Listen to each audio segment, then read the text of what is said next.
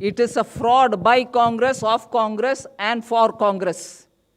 आप ऐसे समझ लीजिए, इस स्तर का फ्रॉड नहीं तो नहीं हो पाएगा. इस स्तर का fraud is because it's for Congress, by Congress, of Congress. और जब तक ऐसे उनका विषय बाहर आते जाएगा, हम जरूर बोलेंगे उनके लेवल ऑफ करप्शन के ऊपर.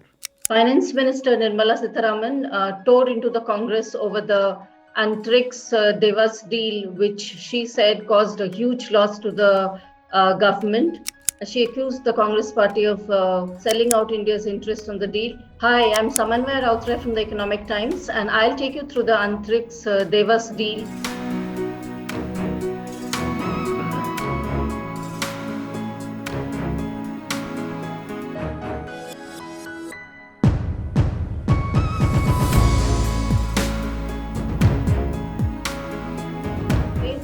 In 2003, a huge team of ISRO officials went to the US, and there were talks on helping India take satellite technology forward. And two former officials of ISRO and some others got together and started a startup in Bengaluru.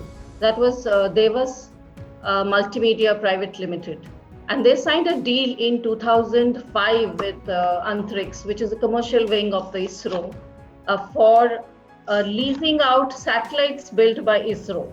And Devas was supposed to provide multimedia services using these 80% capacity of the satellite transponders for the Indian citizens. For some reasons, in 2011, the government claimed that it needed those satellite spectrum for security reasons, for defense purposes. And the government cancelled the deal. Of course, there were a lot of talk about illegalities even then, that the deal was signed illegally, and the deal was called off in 2011. This prompted Devas to go to international arbitration. The government is accused of not appointing its own arbitrator, forcing the ICC to appoint an arbitrator on behalf of the Indian government. The government did contest the ICC jurisdiction, but never contested this move of the ICC to appoint Justice, former CJ of the country, A.S. Anand, as arbitrator on India's behalf. So the government lost that. That deal has, that arbitration award has been confirmed by a US federal court. Then there have been other litigation in the form of litigation under the bilateral investment treaties with Germany and with Mauritius, because there were Mauritian investors, and there was a German telecom company which had brought in some money into the deal. The government claims that out of this 579 crore that they got in as foreign investment, they have taken back most of the money. 85% of the money was siphoned off, according to the government. And on that basis, finally, the government went to the NCLT in 2015 and sought winding up of the company. And the NCLT first ruled in favor, then it was confirmed by the NCLT, and finally by the Supreme Court recently. A total amount of 579 rupees, Indian rupees, crores, was brought in, but almost 85% of the said amount was siphoned out of India, partly towards establishment of a subsidiary in the US, partly towards business support services, and partly towards litigation expenses. Para 12.8 again.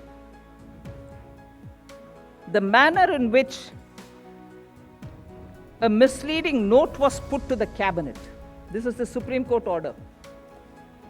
The manner in which a misleading note was put to the cabinet, and the manner in which the minutes of the meeting of the TAG, the Technical Advisory Group subcommittee, were manipulated, highlighted by the tribunal, also shows that the affairs of the company were conducted in a fraudulent manner.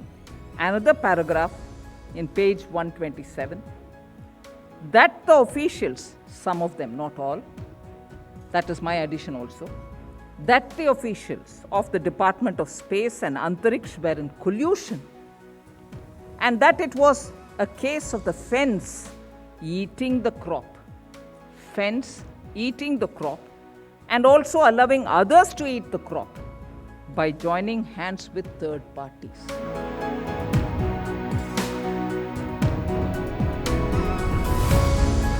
The Supreme Court judgment is basically going by what the CBI, which instituted a case in 2016 after the NDA came to power. The CBI has said that most of the money that was brought into the country was taken back, 85% of it, and that the spectrum was sold for a pittance. It was some 167 crores deal, out of which Devas has only paid a pittance to ISRO. So there were allegations that the deal itself came through because of collusion and connivance of ISRO officials. Many ISRO officials, including one director, Madhavan Nair, they are facing criminal cases under both the CBI and PMLA cases, that is money laundering cases. So there are financial irregularities, but the main linchpin of the judgment is fraud, that the agreement itself was fraudulent. And this is against national policy of every country, including India.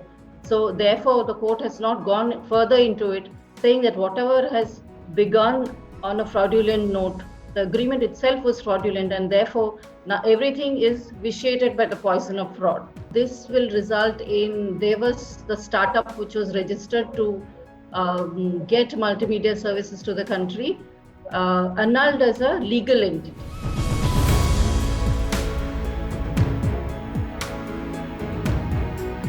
Legally, it has a very weak wicket, because if you go by the US federal court judgment, the US federal court has said that the Indian government never raised the corruption issue at any point. Even while cancelling, they never cancelled for corruption. They cancelled saying that we need the spectrum for security purposes. So it will be an uphill task. The government will have to take in the best legal team that it has. Of course, Mr. Harish Salve was on Vodafone side and Vodafone won, but this time he is on the government side. So the government has an advantage in that it has the best legal brains. It will have to take its case to multiple countries.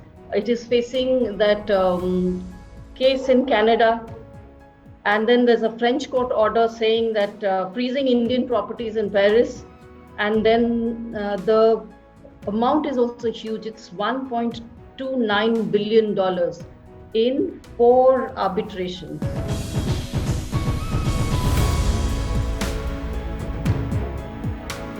The NCLT ordered on the same grounds of fraud and illegality to wind up Devas. It's a Bengaluru-based startup, so to speak. And the NCLT has upheld it, and so has the Supreme Court. But there are foreign investors in this deal. There are 3 Mauritius investors and 1 German company, telecom company. They are unlikely to accept this winding up order also.